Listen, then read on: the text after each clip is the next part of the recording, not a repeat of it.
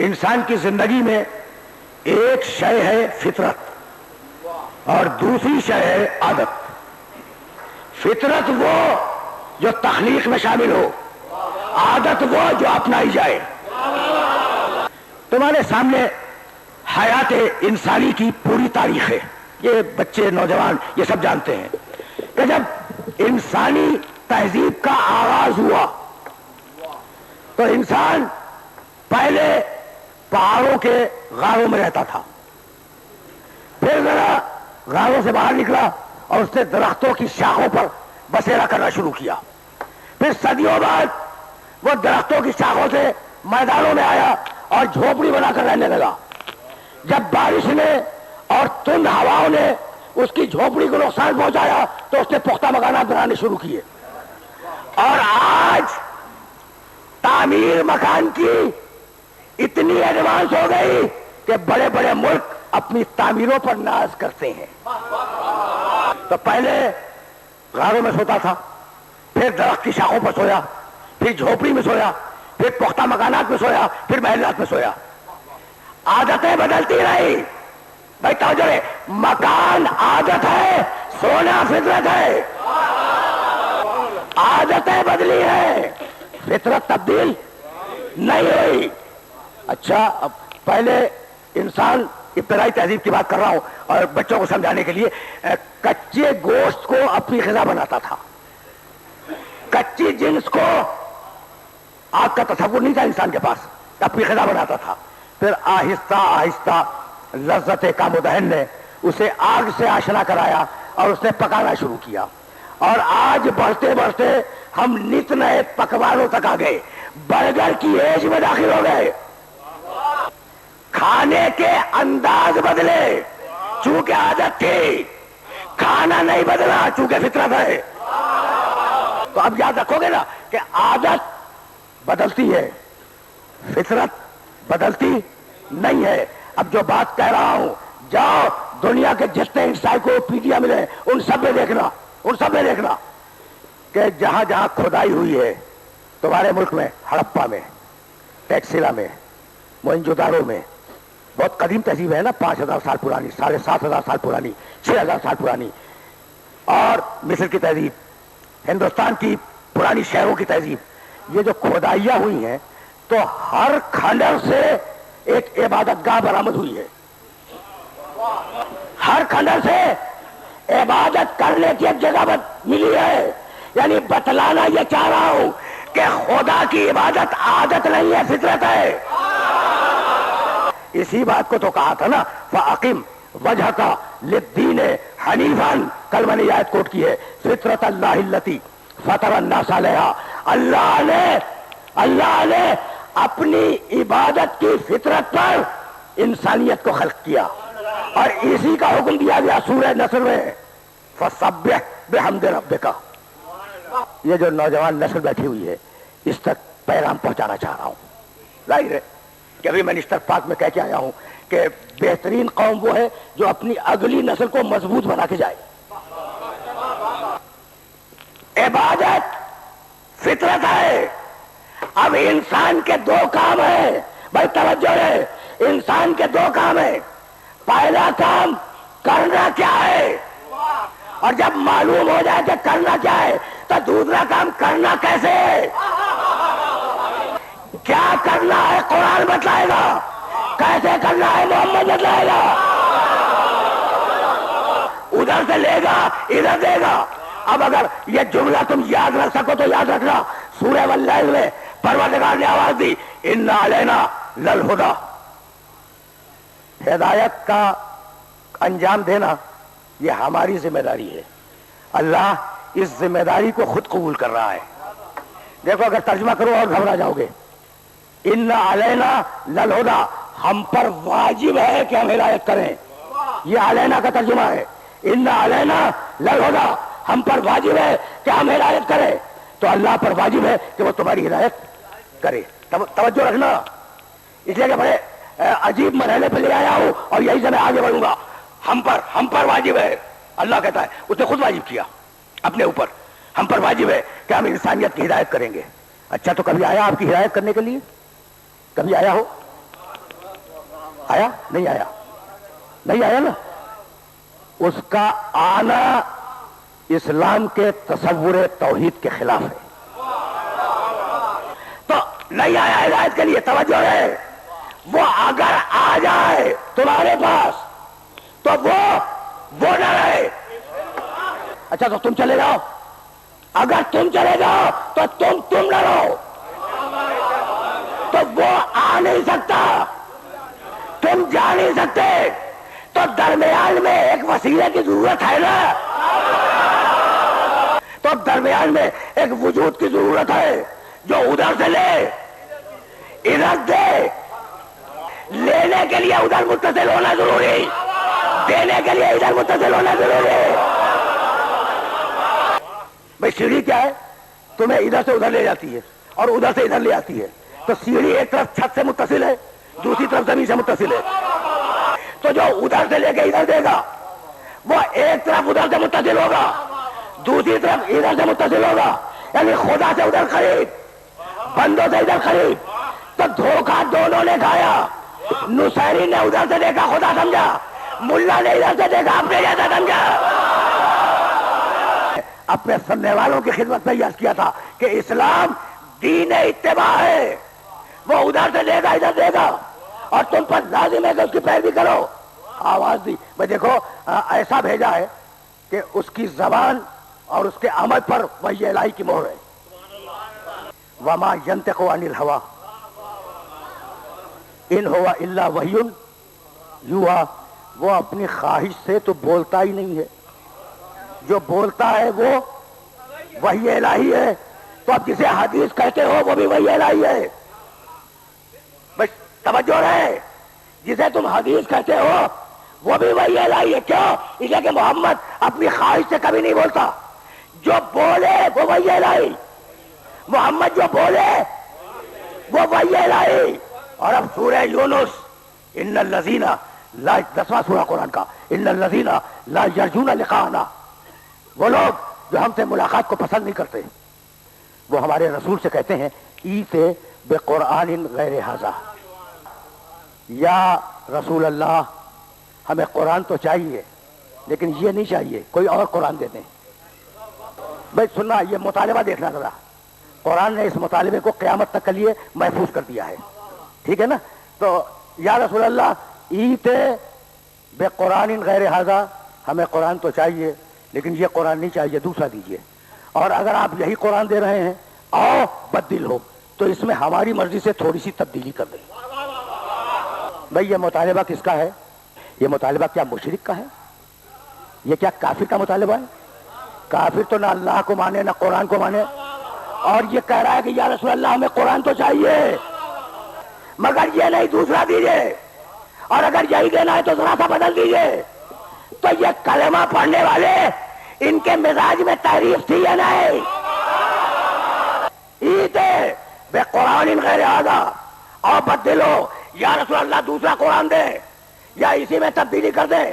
تو یہ کلمہ پڑھنے والوں کا مطالبہ ہے اور ان کے مزاج میں تعریف تھی. اگر پیغمبر اکرم انہی کو قرآن دے رہے ہوتے تو آج عبادت مشکل تھی. کہ اکیلا قرآن نہیں چھوڑوں گا جب تک آل محمد کو ساتھ میں نہ جوڑوں. یہ مطالبہ یاد رکھو گے کہ یا رسول اللہ ہمیں دوسرا قرآن دے دیجئے, اور اگر یہی دینا ہے تو ہماری مرضی سے اس میں تبدیلی کر دیں. قول حبیب انہیں جواب دے دو, ما یکون لی ان ابدلہ من تلقاء نفسی. میری کیا مجال کہ میں اپنی مرضی سے ایک لفظی بدلوں. بھئی یہ قرآن ہے, قرآن. ما یکون لی ان ابدلہ من تلقاء نفسی, میری مجال نہیں ہے کہ میں اپنی مرضی سے ایک حرف بھی بدل دوں. ان اتبع الا ما یوحی الی, میرا تو کام صرف یہ ہے کہ میں وحی الہی کی پیروی کروں. رسول جو کہے وہ وحی الہی, رسول جو کرے وہ وحی الہی. میں لفظ بدل رہا ہوں. رسول اگر کہے تو اس نے نہیں کہا, اللہ نے کہا. اور رسول اگر کرے تو اس نے نہیں کیا, اللہ نے کیا. اب عجیب بات ہو گئی کہ کہ کرنا اور کہنا دونوں ایک جمع ہوئے، ہاتھوں سے اٹھایا اور زبان سے کہا من کن تو مولا ہو علی مولا. تو نبی، بھائی اب سلسلہ فکر کو اپنے ذہنوں کے اندر محفوظ کرتے جانا. نبی اتباع کے معنی جانتے ہو نا؟ پیروی کرنا، پیچھے پیچھے چلنا. نبی اتباع کرے وحی الہی کا، نبی اتباع کرے وحی الہی کا. اب ذرا بات آگے بڑھ رہی ہے کہ جب نبی چلا جائے تو پھر کس کی پیروی؟ سورہ یوسف 12واں سورہ قرآن مجید کا. قل، یہ آیتیں ذہن میں محفوظ رکھتے جانا. قل ھذہ سبیلی ادعو الی اللہ علی بصیرۃ انا ومن اتبعنی. رسول کہہ دے کہ دین کی طرف میں بلاتا ہوں، یا تو مجھے حق ہے بلانے کا، یا اسے حق ہے جو میرا پورا اتباع کرتا ہے، تھوڑا نہیں پورا اتباع کرتا ہے. قل ھذہ سبیلی ادعو الی اللہ علی بصیرۃ انا ومن اتبعنی. میرے بعد ہدایت کا حق اس کے پاس ہے جو میرا مکمل اتباع کرے. ٹھیک، یہاں تک آ گئے نا کہ رسول کے بعد جو رسول کا مکمل اتباع کرے ہدایت وہ کرے گا. ٹھیک، اب سورہ انفال 8واں سورہ قرآن مجید کا، یا ایھا النبی حسبک اللہ ومن اتبعک من المؤمنین. حبیب ان جنگوں میں مت گھبرا، تیری مدد کے لیے 2 کافی ہیں، ایک اللہ کافی ہے اور ایک وہ کافی ہے جو تیرا مکمل اتباع کرتا ہے. سورہ یوسف، میرے بعد ہادی وہ بنے گا جو میرا مکمل اتباع کرے. ٹھیک، سورہ انفال، حبیب مت گھبراؤ، جنگوں میں میں کافی ہوں اور وہ کافی ہے جو تمہارا مکمل اتباع کرتا ہے. یہاں تک آ گئے. نام نہیں ہے اور نام ملے گا بھی نہیں. بھائی دیکھو، صفتوں سے تذکرہ کیا ہے، صفتوں سے اللہ نے تذکرہ کیا ہے کہ رکوع میں انگوٹھی دیتا ہے، ومن عندہ علم الکتاب، وہ ہے جس کے پاس پوری کتاب کا علم ہے. ٹھیک ہے نا، وہ جنگوں میں محمد کے لیے بالکل کافی ہے. تو صفتیں ہیں، نام نہیں ہے. کہتے یہ ہیں علماء کہتے ہیں کہ بھئی نام اس لیے نہیں ہے کہ ہو سکتا تھا کوئی نام کو ہٹا کے کوئی میں نہیں کہتا، علماء کہتے ہیں کہ اگر نام ہوتا تو شاید کوئی نام کو ہٹا کے اپنا نام لکھ دیتا. غلط ہے، اس لیے کہ قرآن نے وعدہ کیا ہے انا نحن نزلنا الذکر وانا لہ لحافظون. ہم نے اس قرآن کو نازل کیا ہے، ہم اس کی عبادت کریں گے. تو کس کی مجال ہے کہ کوئی نام ہٹا کے اپنا نام لکھ دے؟ تو یہ تو ممکن نہیں تھا، لیکن یہ تو ممکن تھا نا کہ کوئی اپنے بیٹے کا نام علی رکھ دے. اسی لیے صفتیں بتلائی کہ نام کے علی تو بہت مل جائیں گے، کام کا علی بدے گئے. تو اب میں ظاہر کے نام تو لے نہیں سکتا اس لیے کہ قرآن نے نام نہیں لیا، لیکن تمہیں آیتوں سے مشاہدے تک لے جاؤں گا کہ تمہیں کسی کتاب کی ضرورت نہ پڑے، خود سمجھ لو. اچھا، تو سورہ یوسف، میرے بعد ہادی وہ جو میرا مکمل اتباع کرے. سورہ انفال، میرے بعد میں اور تیرا مکمل اتباع کرنے والا، بس 2 ہے تیرے مددگار، میرے بعد وہ مددگار ہے. 2 آیتیں ہو گئی، سمجھو رہے. اور اب سورہ شعراء 26واں سورہ قرآن مجید کا اور سورہ شیرہ کی آیت ونذر. بھائی آیت 2 آیتیں پڑھ رہا ہوں، آیتیں سننا. اس میں بھی لفظ اتباع آیا ہے. ونذر عشیرتک الاقربین واغفظ جناحک لمن اتبعک من المؤمنین. حبیب اپنے قریبی رشتہ داروں کو بولا، اپنے قریب، سورہ شیرہ کی دعوت سب کو معلوم ہے. حبیب اپنے قریبی رشتہ داروں کو بولا، ترجمہ کر رہا ہوں پوری ذمہ داری سے، اور ان مومنین میں جو تیرا مکمل اتباع کرے اس کے لیے اپنے کندھے کو جھکا دے. واغفظ جناحک. دیکھو قرآن مجید مطالبہ کرتا ہے کہ ایک ایک لفظ پر رک کر غور کرو. واغفظ، جھکا دو، جناحک اپنے کندھے کو، لمن اتبعک اس کے لیے جو تیرا مکمل پیرو ہو. ٹھیک ہے نا. کن میں سے؟ من المومنین. تو ذوالعشیرہ میں آنے والے قرآن کی نگاہ میں مومن ہے. ابو طالب ان میں تھا یا نہیں تھا؟ تو اب کھول کے قرآن نے بات کی. یہ استدلال ذہن میں رکھنا کہ جو رسول کے بعد ہادی ہے وہ مکمل اتباع کرنے والا ہے, اور مکمل اتباع کرنے والا وہ ہے جس کے لیے رسول کندھے کو جھکا دے. تو اب رسول کے جھکتے ہوئے کندھے کو کسی کتاب میں نہ ڈھونڈنا, فقط دو موقعوں پہ جھکا. یا فتح مکہ کے دن جب بتوں کو توڑنے کی باری آئی تو علی کے لیے جھکا, یا عید کے دن علی کے بیٹے حسن حسین کے لیے جھکا.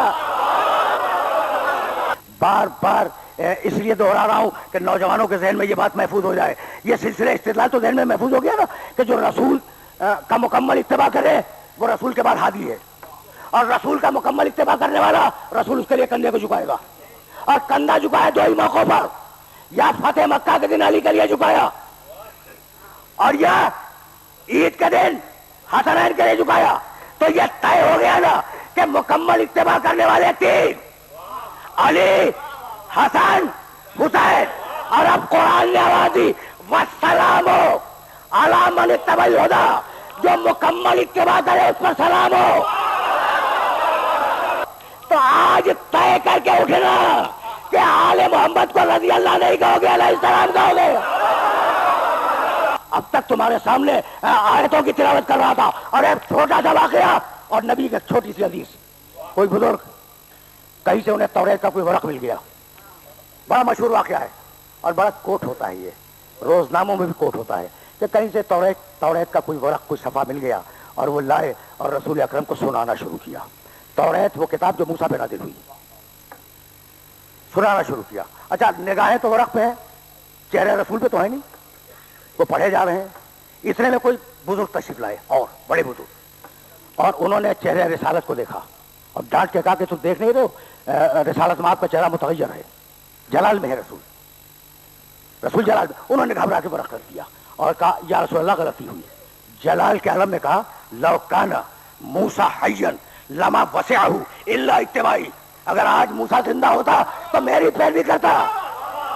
نبی ہے, اولو العزم ہے, صاحب شریعت ہے, صاحب توریت ہے. اگر آج موسیٰ زندہ ہوتے تو میری امت میں ہوتے. بھائی رکے رہنا, میرے نبی کا جملہ ہے, اگر آج موسیٰ زندہ ہوتے تو میری امت میں ہوتے. اب موسیٰ تو نہیں ہے لیکن عیسیٰ تو زندہ ہے نا. بھائی موسیٰ علیہ السلام نہیں ہے لیکن عیسیٰ تو آج زندہ موجود ہے نا, الیاس علیہ السلام تو آج زندہ موجود ہے نا, حضرت خضر تو زندہ موجود ہے. تو تین نبی تو بہرحال زندہ ہیں.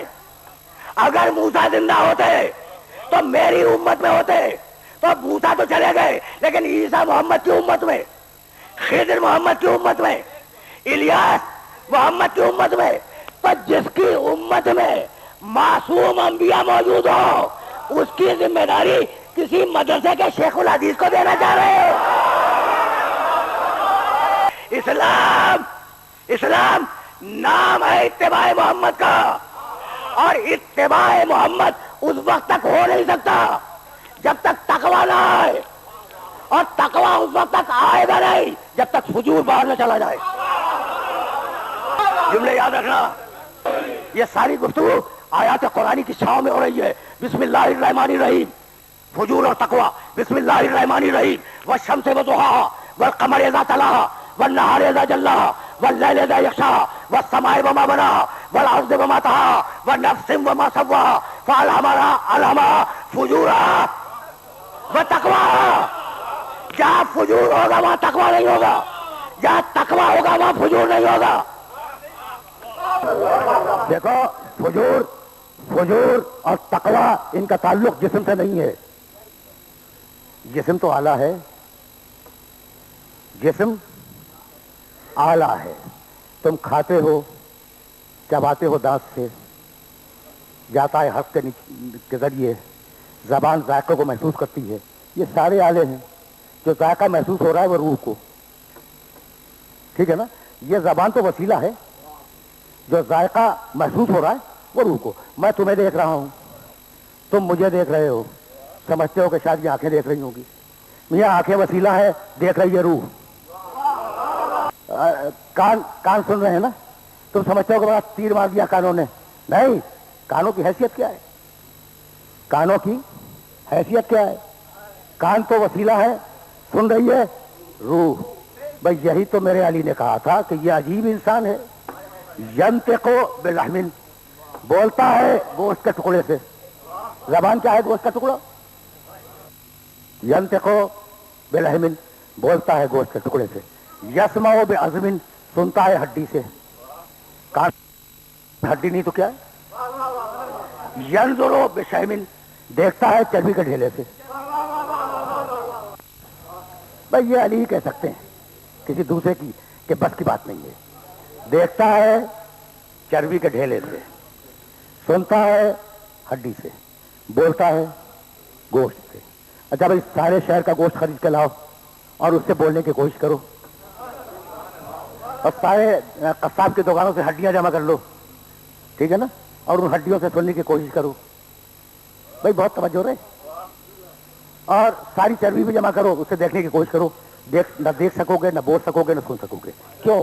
اس لیے کہ ہڈی صرف ایک وسیلہ ہے، یہاں دیکھ رہی ہے روح، اور آنکھیں سن رہی ہے۔ ہڈی صرف ایک وسیلہ ہے، سن رہی ہے روح، ٹھیک؟ یہ آنکھیں، چربی کا ڈھیلا، یہ وسیلہ ہے، دیکھ رہی ہے روح۔ یہ گوشت کا ٹکڑا زبان، یہ وسیلہ ہے، رکے رہنا، چکھ رہی ہے روح۔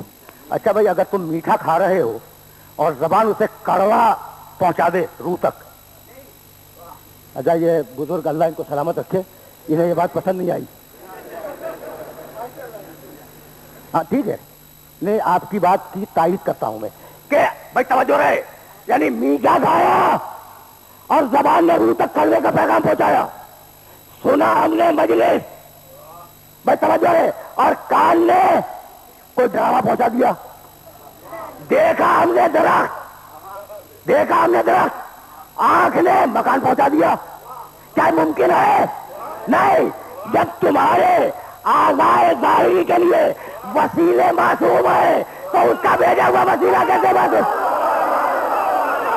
یہ دیکھنا، سننا، جاگنا، سونا، اٹھنا، بیٹھنا، یہ سارا کام ہے روح کا۔ بھائی یہی تو لانا تھا۔ تو فجور اور تقوی کا تعلق نفس اور روح سے، اور دو ہی قسمیں ہیں انسانوں کی، یا فاسق و فاجر ہوگا یا متقی ہوگا، درمیان میں نہیں ہوگا۔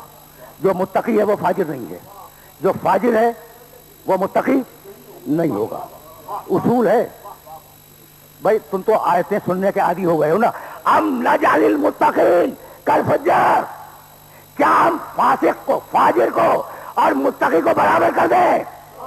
القرآن کہہ رہا ہے کہ فاسق اور متقی برابر نہیں ہو سکتے، تو جب فاسق اور متقی برابر نہیں ہو سکتے تو فاسق اور امام المتقی کیسے برابر ہو جائیں گے؟ یا فجور ہوگا یا تقویٰ ہوگا۔ سنو، آج اسلامی دنیا کا کوئی سربراہ متقی ہے؟ بھائی میں کسی پہ طنز نہیں کر رہا ہوں، اور یہ میرا طریقہ بھی نہیں ہے، میں تو نصیحتیں کرنے کا عادی ہوں، شاید کہ اتر جائے تیرے دل میں میری بات۔ میں تو گلوبل سوسائٹی کی بات کر رہا ہوں، اس پورے قریش کے معاشرے کی۔ کوئی حکمران متقی ہے؟ نہیں ہے۔ فرما رہے ہیں سوال ہی پیدا نہیں ہوتا۔ اچھا بھائی جب متقی نہیں ہے تو آپ اسے اتار دیں، آپ کیسے اتاریں؟ آپ خود متقی نہیں ہیں۔ ہم نے ابھی ماضی قریب میں دیکھا کہ عہدے کا لالچ بہت برا ہے، عہدے کا لالچ انسان کو بہت ہوتا ہے۔ میں آپ سے کہوں جناب، آپ کو میں صدر بنانا چاہتا ہوں، بہت خوش ہوں گے آپ، یعنی آپ کو یقین بھی ہو کہ میری کوئی حیثیت نہیں ہے، میں کیا بناؤں گا، پھر بھی آپ بہت خوش ہوں گے، اور آپ ٹوہ میں لگ جائیں گے کہ میرے پاس وہ کون سی طاقت ہے جسے میں بنانا چاہ رہا ہوں۔ اور ہم نے دیکھا ہے کہ صدارت کے عہدے میں اتنا لالچ ہوتا ہے کہ بوڑھے بوڑھے اس کے پیچھے گھومتے ہیں۔ تو کسی کو چھوٹا سا عہدہ دے کے دیکھو، خدا کی قسم، میرے اس جملے کی تھا معلوم کرنے کی کوشش کرنا، کسی کو بھی چھوٹا سا عہدہ دے کے دیکھو، لالچ اتنی ہوگی تو دوڑ کے آئے گا۔ اولین و آخرین کی پوری تاریخ میں کل ایک ہے جس نے آیا ہوا عہدہ بھی ٹھکرا دیا، نصیریوں سے کہنے لگا لے جاؤ اپنی خدائی. آئے تھے نا خلافت دینے کے لیے، لوگ آئے تھے یا علی بیعت کرواؤ، یا علی بیعت کرواؤ، منع کر دیا تھا نا. وہ جو چل رہے تھے مدینے کی گلی میں تو اپنا ہاتھ اور پیچھے کر لیا تھا، ان سے خلافت نہیں لی. جو نصیریوں سے ملنے والی خدائی نہ لے، وہ بندوں سے ملنے والی خلافت کیا لے گا؟ اب ایک جملہ سنتے جاؤ، نصیریوں سے اسے خدائی نہیں لی، تھے علی کے دوست تھے، خدا مان رہے تھے، غلط صحیح جو بھی صحیح، خدا مان رہے تھے، دوست تھے، لیکن علی کے خدا کے دشمن تھے، علی کے خدا کے دشمن تھے. تو علی نے فیصلہ کیا کیا؟ جلا دیا. میرے دوست ہے لیکن میرے خدا کے دشمن ہے، اس لیے انہیں جلا دوں گا. اب عدل کا تقاضا کیا ہے کہ خدا کا یہ قیامت میں میرے دوست ہے مگر علی کے دشمن ہے، اب جلا دوں گا. علی ہاتھ بڑھاؤ، ہاتھ بڑھاؤ، ہم تمہارے ہاتھ پہ بیعت کریں گے. کیا کمال کی بات ہے. علی مدینے کی گلی سے گزر رہے تھے، تاریخ ہے، تاریخ یہ کسی گھر کی کتاب میں نہیں لکھا ہوا ہے، یہ عام تاریخوں میں ملتا ہے. علی ایک گلی سے گزر رہے ہیں مدینے کی، اور ایک بڑا مجمع مدینے والوں کو آیا، یا علی ہاتھ بڑھاؤ ہم تمہارے ہاتھ پہ بیعت کریں گے. ٹھیک، علی نے ہاتھ اور پیچھے کر لیا، کہنے لگے کہ بس ایک سوال کا جواب دے دو، کل مجھ میں کیا کمی تھی جو تم نے میری بیعت نہیں کی، اور آج مجھ میں کیا اضافہ ہو گیا ہے جو بیعت کے لیے آئے ہو؟ کہا کہ نہیں علی تمہیں کوئی کمی تو نہیں تھی، کوئی کمی نہیں تھی.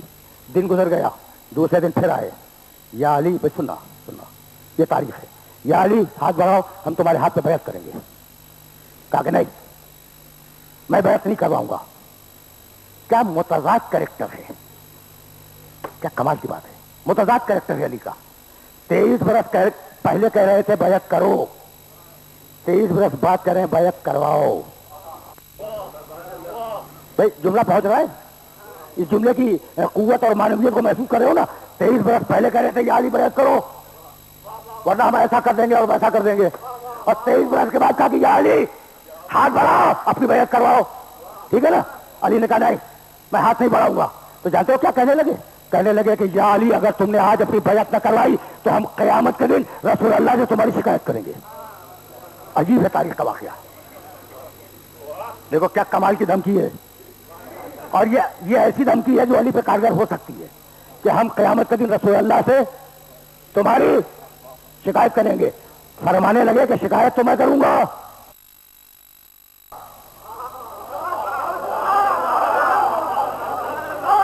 شکایت تو میں کروں گا، تم شکایت کرو گے. تم کہنے لگے کہ ہم رسول اللہ سے قیامت کے دن شکایت کریں گے کہ ہم علی کے پاس گئے تھے ہدایت لینے کے لیے اور علی نے ہدایت دینے سے انکار کر دیا. تو کہا اچھا اس لیے بیعت کرنا چاہتے ہو کہ ہدایت لینا چاہ رہے ہو، تو اب میں راضی ہوں. علی کے جملے نے بتلا دیا کہ حکومت اور ہے، امامت اور ہے.